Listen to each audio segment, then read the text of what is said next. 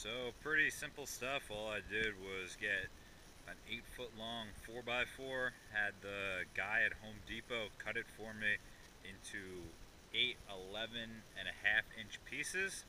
You don't want to do 12-inch pieces because in that last piece, because the width of the blade, that last piece will end up being a little short. So I got them cut. There's 4 on each of the blocks. Then I bought a big piece of MDF board. I had him cut that for me as well into 11.5 by 11.5 inch pieces. Lined up the 4 pieces of the 4x4s, and then simply just put the MDF board on top. I placed 12 screws, 3 screws for each 4x4 going through the MDF board. Then I went and I also grabbed a couple door handles or cabinet handles to be able to actually carry them easier. So the next step from here is getting rubber to place on top of the MDF board. You could also, if you don't have extra like flooring for a weight room laying around, I've also seen people use welcome mats, solid welcome mats, not the ones that look like they're woven.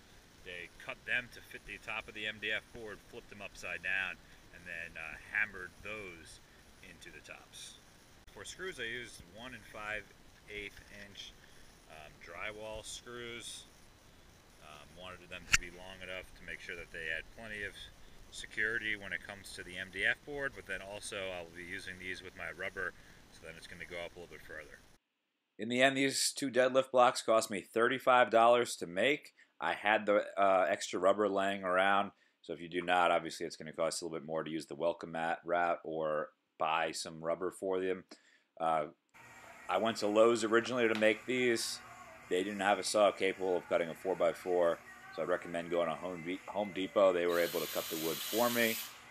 Earlier in this video, I talked about the dimensions of the MDF board. I was actually incorrect. It's about 16 inches one way and then an 11.5 the other way. So that's going to be the size of your MDF and the rubber.